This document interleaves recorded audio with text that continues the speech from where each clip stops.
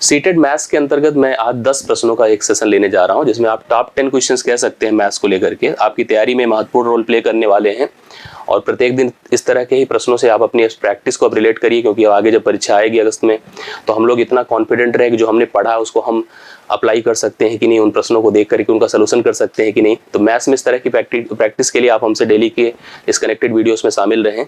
मैं 10 प्रश्नों में दोनों प्रकार का नेचर यहाँ पे रखा हूँ, मतलब सब्जेक्टिव क्वेश्चंस भी आपको मिलेंगे और पेडागॉजी बेस्ड भी मिलेंगे। तो आपको मैंने जितनी चीज़ें बैचेस में पढ़ाई हैं, बाकी आपको मैंने इधर भी जितनी भी प्रैक्टिसेस या कॉन्सेप्ट प्रोवाइड किए हैं, उन्हीं सब से रिलेट करते हुए सीटेट के शब्द का यूज करते हुए सीटेट में जैसे प्रश्नों के पूछे जाने की संभावना होती है कि कोशिश यही है कि आपके एक भी प्रश्न छूटे ना और सारे प्रश्नों का आप उत्तर एग्जाम में दे आए। मैथ्स को आपको लेकर डाउट कभी ना रहे। पहले प्रश्न से मैं स्टार्ट करने जा रहा हूँ। क्वेश्चन आप नंबर 1 देखिएगा कि करीम फूल खरीदने गया, उसने 2 रुपए के 4 सिक्के, उसके पास क्या है 2 रुपए के 4 सिक्के, 20 रुपए के 2 नोट और 100 रुपए के 3 नोट दुकानदार को दिए। तो आप यहाँ पर नोटिस कर पा रहे हैं कि 2 रुपए के 4 सिक्के हैं, 2 रुपए के 4 सिक्के हैं, 2 रुपए के 4 सिक्के हैं। तो 2 को 4 से सीधा गुणा कर दे, 8 रुपए हो जाएगा। ठीक है। 20 रुपए के 2 नोट हैं। 20 रुपए के अगर 2 नोट है तो 20 दूना आप इसको 40 कर सकते हैं। 100 रुपए के 3 नोट हैं, तो आप 100 रुपए को अगर आप 3 से मल्टीप्लाई कर दें तो यहाँ पर यह 300 रुपए हो जाएगा। ठीक है। दिए यदि फूलों का कुल मूल्य 335 रुपए था तो उसे कितनी राशि वापस मिल जाएगी। मतलब यहाँ पर इस प्रश्न को समझने की कोशिश करिए। करीम फूल खरीदने गया था, उसने 2 रुपए के 4 सिक्के 8 रुपए हो गए, 20 रुपए के 2 नोट 40 रुपए हो गए, 100 रुपए के 3 नोट दुकानदार को दे दिए। यदि फूलों का मूल्य 335 रुपए था तो उसे कितनी राशि वापस मिली। अब यहाँ पर एक चीज तो आप समझ ही गए होंगे, फूलों का कुल मूल्य 348 रुपए होगा, मिलने का कोई सवाल नहीं, उसे अतिरिक्त व्यवस्था करनी पड़ेगी। आप देख पा रहे हैं 348 रुपए टोटल फूलों का दाम बनकर आ रहा है, जबकि यहाँ पर 335 रुपए के मूल्य ही फूल थे टोटल। तो इसके पास ये व्यवस्था थी, 348 रुपए टोटल उसने दिया था और 335 रुपए के कुल फूल थे। तो सीधा सीधा माइनस अगर हम कर देते हैं तो 8 से 5 3, 4 से 3 1, 13 रुपए उसे रिटर्न होने वाले। यहाँ पर आपको दिख नहीं रहा होगा, डी ऑप्शन 13 रुपए है। 13 रुपए उसे रिटर्न हो जाएंगे दुकानदार से अगर वह अपने 100 रुपए के 3 नोट, 20 रुपए के 2 नोट, वैसे इसको जरूरत ही नहीं थी 2 रुपए के सिक्के देने की, क्योंकि जब 100 रुपए के 3 नोट दिया तो 300 हो गया, 20 रुपए के 2 दिया तो 40 रुपए हो गया, तो 340 दे ही दिया था। अक्सर हम लोग यही तो करते हैं, जब दुकान पे सामान खरीदने जाते हैं तो कोशिश करते हैं कि हमारा काम जितने से कम में हो जाए उतना का हम यूज करते हैं। 340 दिया तो वहीं से इसको कंफर्म कर लेना चाहिए था, 5 रुपए और लेके रिटर्न होना चाहिए था। 2 के सिक्के जो 4 निकाला वो गलती किया, हो सकता है अपने सिक्के को खत्म करने का सोच रहा होगा, लेकिन उसको 13 रुपए रिटर्न होंगे। इस पूरे प्रश्न का उत्तर आप लोग अच्छे से देख सकते हैं, मेरे ख्याल से आपको समझ में आया होगा। दूसरा क्वेश्चन, दिए गए विकल्पों में से उस संख्या को पहचानिए जो 5 और 7 का गुणज है। गुणज मतलब क्या होता है, देखिए, from the given alternatives identify the number which is multiple of 5 and 7। जो 5 और 7 का क्या है, मल्टीपल है, 5 7 का मल्टीपल है अर्थात गुणज है। जो 5 7 के टेबल में आता है, मतलब 5 और 7 दोनों से कटता है। जो 5 7 से कटेगा कंफर्म है कि वो 35 से कटेगा, 5 से भी कटेगा 7 से भी कटेगा, दोनों की स्थिति में बताता हूं, लेकिन 6 का नहीं, ध्यान दीजिएगा, लेकिन 6 से नहीं कटेगा। अच्छा, 6 से नहीं कटे, इसका मतलब है कि यहाँ पर कोई इस तरह की गुंजाइश या इस तरह के डिस्कशंस की बात की नहीं जा रही है। 6 से कोई संख्या अगर कटती है तो वह इवन होती है, क्योंकि जो संख्या 6 से कटती है वो कंफर्म है 2 से कटती है और 3 से कटती है। याद रखिएगा, जो 2 से कटे और 3 से कटे, 2 से कटने का मतलब उसके अंत में 0 होता है, 2 होता है, 4 होता है, 6 होता है, 8 होता है। क्योंकि इसने रिस्ट्रिक्ट किया है कि 6 से नहीं कटना है, तो आप समझेंगे, क्योंकि जो संख्या 5 से कटती है उसके अंत में या तो 0 होता है या तो 5 होता है, तो 0 वाला ऑप्शन नहीं लेगा ये, क्योंकि 0 लगाते ही वह संख्या इवन हो जाएगी, उसके 6 से कटने की संभावना बढ़ जाएगी। ठीक है। हालांकि ऐसा कोई कंपलसरी नहीं है कि यहाँ पर जो संख्या अंत में 0 दे ही दे वो 6 से कट ही जाएगी, क्योंकि 3 से भी कटने की कंडीशन चेक की जाती है। तो हमको पहचान करना इनमें से उस संख्या को जो 5 से और 7 से दोनों से कट रही है लेकिन 6 से नहीं कट रही है। तो पहले तो 5 और 7 से कटने की स्थिति देखते हैं। किसी संख्या के अंत में 5 है, 0 है, तो वह संख्या 5 से कटती है। आप सभी संख्याओं के अंत में 0 देख रहे हैं तो सब संख्या 5 से कटने वाली हैं। ठीक है। 7 से कटने का मतलब क्या होता है, सीधा सीधा चेक भी किया जा सकता है क्योंकि सब संख्याएं नॉर्मली आपको दिख रहा है और सब लग रहे हैं 7 त्रिक 21, 7 चौके 28, 7 9 63, 7 चंग 42, सब 7 से कट रहे हैं। मतलब जितनी संख्याएं आप देख रहे हैं सभी 5 और 7 दोनों से कट रही हैं, गारंटी ले लीजिए। सब 5 से कट रही हैं, सब 7 से कट रही हैं। बस मुझे चेक करना है कि वह 6 से ना कटे, 6 से ना कटे लेकिन 2 से सब कट रहे हैं, तो एक ही चीज अब आपको सपोर्ट करेगा, 3। 3 के लिए हमें यह देखना होता है किसी संख्या के सभी अंकों का जो योग होता है, सभी अंकों का जो योग होगा, अगर वह 3 से कट गया तो संख्या भी 3 से कट जाती है। जैसे 2 1 3 होता है तो यह 3 से कट जाएगा और 2 से ऑलरेडी कट रहा है तो इसका मतलब यह 6 से भी कट जाएगा, इसको हटा दो। 8 2 10, 3 से नहीं कटेगा तो यह अपनी संभावना में है, इसको हम लोग उत्तर मान सकते हैं क्योंकि 7 से कट ही रहा है, 5 से कट ही रहा है, 2 से कट रहा है लेकिन 3 से नहीं कट रहा है, इसलिए 6 से नहीं कटेगा। इसको देखिए 6 3 9, 3 से कट रहा है, ये भी 2 से मतलब 6 से कट जाएगा, 4 2 6 भी 3 से कट रहा है, भी कट जाएगा। तो ले दे के अपने पास ऑप्शन नंबर 20 के लिए राइट सोल्यूशन होगा। आप लोग इसको रिवाइज कर सकते हैं, उतार सकते हैं इस प्रश्न के लिए करेक्ट आंसर के तौर पे। होप सो आपको समझ में आया होगा। अगले क्वेश्चन पर आइए। एक पात्र के 3/7 भाग को भरने में 1 मिनट लगता है। कोई बर्तन रहा होगा इस तरह से, इसके अगर 7 ऐसे टुकड़े हैं, इसका 3 भाग भरने में कुल 1 मिनट लगता है।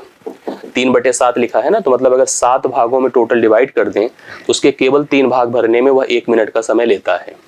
पूरे पात्र को भरने में कितना मिनट लगेगा, बहुत आराम से बता सकते हैं। 3/7 भाग भरने में अगर 1 मिनट लगता है तो वह पात्र कुल 1 होता है हमेशा। 1 का 3/7 1 मिनट, 1 बराबर सीधा सीधा क्रॉस मल्टीप्लीकेशन करिए, 7 को ऊपर ले जाइए, 3 को नीचे लाइए, 7/3 मिनट लगेगा। बराबर आप बता सकते हैं और ऑप्शन नंबर सी इसके लिए राइट सोल्यूशन हो जाएगा। जैसे हम पूरे पात्र को 1 मानेंगे, उसका 3/7 हिस्सा 1 मिनट में भरा जाता था, तो पूरा पात्र 1 है, 1 बराबर 7 ऊपर गया 3 नीचे, 7/3 मिनट लगेगा, वह पात्र पूरी तरह से भर जाएगा। तो तीसरे प्रश्न का करेक्ट आंसर क्या होगा, सी ऑप्शन 7/3 आप उतार सकते हैं। चौथा देखिए, दी गई राशि को भिन्न के रूप में लेके right the given numbers in the form of a fraction. भिन्न के रूप में लिखते हैं 0.0001। चलिए फ्रैक्शंस के रूप में लिखिए। कभी किसी संख्या को भिन्न के रूप में लिखना है, 1 अंक 2 अंक 3 अंक 4 अंक, 1 के बाद 4 जीरो लगा दें, 4 जीरो। देखिए दशमलव हटेगा यहाँ से तो 1 के बाद नीचे 4 अंक लगेंगे, 4 जीरो लगेंगे, ये होगा नहीं। यही आपके लिए इस प्रश्न का राइट सोल्यूशन होगा, बी ऑप्शन 1/10,000 करेक्ट आंसर होगा। आप चौथे प्रश्न का बी ऑप्शन नोट कर सकते हैं। मेरे ख्याल से कोई दिक्कत नहीं है, कन्फर्म है, सीधा सीधा आप बता सकते हैं। अगले क्वेश्चन पर आइए। यम और यन 2 धनापूर्णांक हैं, मतलब पॉजिटिव इंटीजर्स हैं, जिसमें ऐसे लिखा है कि यम की पावर यन बराबर 36 है, यम की पावर यन बराबर 36 है। जिसने पूछा है यन की पावर यम बता दो क्या होगा। कितने लोग बता सकते हैं, आप लोग देख करके खुद ही आंसर कर सकते हैं बहुत आसानी से। 36 किसी की पावर में कब बनता है, वर्बल एक्टिविटी है। मैं जानता हूं 6 की पावर 2 36 होता है ना, 6 गुणे 6, 6 जो है यहाँ पर यम होगा और यह मान यन होगा, क्योंकि इस प्रश्न में बोला यन की पावर यम, यन की जगह क्या पुट करोगे 2 और यम मतलब 6। 2 की पावर 6 क्या होता है बोलिए, 2 की पावर 2 4, 2 की पावर 3 8, 2 की पावर 4 16, 5 पे 32, 6 पे 64। तो राइट सोल्यूशन इसका सी ऑप्शन होगा, 64 करेक्ट आंसर आप उतार सकते हैं। प्रश्न का हल हो गया, सी ऑप्शन 2 की पावर 6 कितना होता है, 64। 2 परिमेय संख्या रैशनल नंबर बोलते हैं का योग जो है -4/5 है, -4/5 है इनका सम। 2 परिमेय संख्याएं हैं। यदि एक संख्या -7/20 है तो दूसरी संख्या हमको बतानी है। The sum of the two rational number is the -4/5. If one of them is the -7/20, then find the। जैसे आपको मैं कह दूं कि अगर हम 2 लोगों का जोड़ 15 है, एक अगर 8 है तो दूसरा क्या होगा, 8 7 होगा। कैसे निकला, 15 से 8 घटाया, तो जो सम है -4/5, वहां से घटेगा क्या बोले, -7/20, यह घटेगा। तो ऐसी स्थिति में माइनस माइनस प्लस हो जाएगा, क्या होगा, माइनस माइनस प्लस हो जाएगा। तो -4/5 प्लस मैं 7/20 करूंगा। अब यहाँ थोड़ा लेके आइए, -4/5 प्लस 7/20। ऐसे कंडीशन में आपको एलसीएम सोचना पड़ता है या हर को बराबर करना होता है। हालांकि एलसीएम सोचिए ज्यादा अच्छा रहेगा कि आप 5 और 20 का एलसीएम लिखेंगे तो 20 होगा, 5 और 20 का एलसीएम 20 होगा। 5 से डिवाइड करें 4, 4 4 से मल्टीप्लाई -16 होगा, प्लस 20 एक के 20 होता है, 1 7 से 7 होता है। -16 से 7, एक नेगेटिव एक पॉजिटिव जुड़ता नहीं है, घटता है, और नेगेटिव की साइन इसलिए लगेगी क्योंकि ये बड़ा है, तो -9/20 लिखिएगा। -9/20 आपको सी ऑप्शन में इस प्रश्न का राइट सोल्यूशन दिख रहा है, तो सी ऑप्शन -9/20 इस प्रश्न के लिए करेक्ट आंसर बन जाएगा। अगला 7 देखिएगा। एक 270 सेंटीमीटर लंबी एक तार है, लंबा एक तार है। तार ऐसे कंडीशन में होते हैं, ऐसे होते हैं कि आप फ्लेक्सिबल होते हैं उन्हें, कभी आप स्क्वायर बना लो, कभी रेक्टेंगल बना लो, कभी सर्कल बना लो अपनी ज़रूरत के हिसाब से। उसी लंबाई को हम अलग अलग तरीके से मोड़ के नए नए फिगर का नाम या नए नए फिगर की तरह उसको हम कन्वर्ट कर सकते हैं, बना सकते हैं। 270 सेंटीमीटर लंबा तार है, एक आयत के रूप में है, आयत मतलब रेक्टेंगल, इस रूप में है। अगर उस तार को हम रेक्टेंगल की तरह रखे हैं तो वही तार जो है इस फिगर का पेरीमीटर होगा। पेरीमीटर हमेशा किसी भी फिगर की सभी भुजाओं का जोड़ होता है। अगर इसमें यह लंबाई है या चौड़ाई है तो यह होता है twice l + b, twice l + b। और इस ट्वाइस l + b का मान आपको 270 यहाँ पे दिया गया है, that is equal to twice l + b। और दिमाग में रखिएगा रेक्टेंगल का परिमाप जो होता है वो ट्वाइस l + b होता है, तो लंबाई और चौड़ाई का जोड़ परिमाप का आधा होता है। अगर आप परिमाप का आधा कर दें तो आएगा 135, और 135 क्या होगा, l + b होगा। इसमें डाउट की कोई बात ही नहीं है, ठीक है। यदि इस आयत की चौड़ाई 50 सेंटीमीटर है तो इसकी लंबाई क्या होगी, तो आप चौड़ाई को अगर 50 कर दें तो l + b मान अगर 135 है, तो इसने कहा जब चौड़ाई 50 है तो l बराबर l + 50 कर दीजिए, बराबर 135 है, तो l बराबर क्या है, 50 घटा दे, 5 हो गया, 13 से 5 8, 85 सेंटीमीटर इसकी लंबाई हो जाएगी। ओरल क्वेश्चन है, आप लोग ऐसे प्रश्न फेस करेंगे, मत सोचिए बहुत आसान है, फेस करेंगे और यह प्रश्न एग्जाम में आ भी सकता है। अगला क्वेश्चन, क्योंकि रेक्टेंगल के क्वेश्चन बहुत आते हैं। वर्ग की भुजा, वर्ग जानते हैं ना, ऐसा वो भी रेक्टेंगल ही होता है बट सभी भुजाएं बराबर, जैसे उसमें लंबाई चौड़ाई है, इसमें सभी, मैंने पढ़ाया है, उसमें सभी भुजाएं बराबर होती हैं। वर्ग की भुजा को आधा कर दें तो इस प्रकार प्राप्त वर्ग का परिमाप और क्षेत्रफल क्या हो जाएगा। जैसे देखो, कोई भी जनरल आप साइड ले लीजिए, आप अपनी मर्जी से ले लो, जैसे हमने 10 ले लिया। अब अगर वर्ग की भुजा को आधा कर दें, 5 कर दें, 10 से क्या कर दिया, 5 कर दिया। मुझे एक बात बताइए, पहली चीज तो इसका परिमाप क्या होगा। परिमाप, क्योंकि सभी जगह पर 10 होगा, 10 × 4 अर्थात 40 था ना। इसका परिमाप क्या होगा बोलिए, इसका परिमाप 5 5 5 5 अर्थात 20 होगा। मतलब आप परिमाप को तो सीधा सीधा आधा देख रहे हैं। अगर वर्ग की भुजा को आधा किया तो परिमाप भी आधा, वो मैंने आपको बताया था इस पर। लेकिन क्षेत्रफल क्या होगा बोलिए, आधा करने पर 1/4। देखिए कैसे सोचिए, इसका एरिया क्या होगा, 10 × 10 मतलब 100। इसका एरिया क्या होगा, 5 × 5 अर्थात 25। देखिए 25 इसका 1/4 है, 1/4। सीधा सीधा मैंने आपको पढ़ाया होगा कि जब भी कभी किसी वर्ग की भुजा को दूना किया जाता है तो परिमाप भी दूना होता है, लेकिन क्षेत्रफल 4 गुना होता है। उसी प्रकार से अगर वर्ग की भुजा को आधा किया तो परिमाप तो आधा ही होगा, लेकिन क्षेत्रफल क्या होगा बोलिए, 1/4 होगा, अर्थात 1/4 होगा। आधा आधा गलत है, आधा 1/4, हाफ एंड 1/4। इस क्वेश्चन के लिए बी ऑप्शन राइट सोल्यूशन होगा। परिमाप आधा होगा और क्षेत्रफल 1/4 होगा। इसको अच्छी तरह से समझिएगा। मिनी ने अपनी शिक्षिका टीचर को कहा कि मैंने एक आयत बनाया। मिनी ने बोला कि मैंने क्या बनाया, एक आयत बनाया जिसकी सभी भुजाएं 4 सेंटीमीटर की है। सभी भुजाएं 4, मतलब मिनी का कहना है कि this is 4, this is 4, this is 4, this is 4। निम्नलिखित में कौन सा कथन सही है। मिनी देखिए told her teacher that I have drawn a rectangle whose sides are all 4 centimetre, which of the following statement is correct. Statement पढ़िए, एक आयत की सभी भुजाएं बराबर नहीं हो सकती। पहले बताओ ऐसा होता है क्या।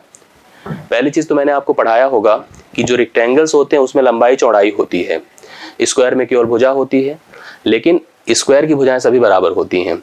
लेकिन याद रखिएगा, मैंने ये भी आपको बताया होगा कि सभी आप वर्ग को, स्क्वायर को रेक्टेंगल बोल सकते हैं, लेकिन सभी रेक्टेंगल को स्क्वायर नहीं बोल सकते हैं, क्योंकि रेक्टेंगल की कोई परमानेंट या रिक्वायर्ड कंडीशन नहीं है। लंबाई चौड़ाई बराबर ना हो तो भी रेक्टेंगल है, लेकिन बराबर हो गया तो मना नहीं करेगा।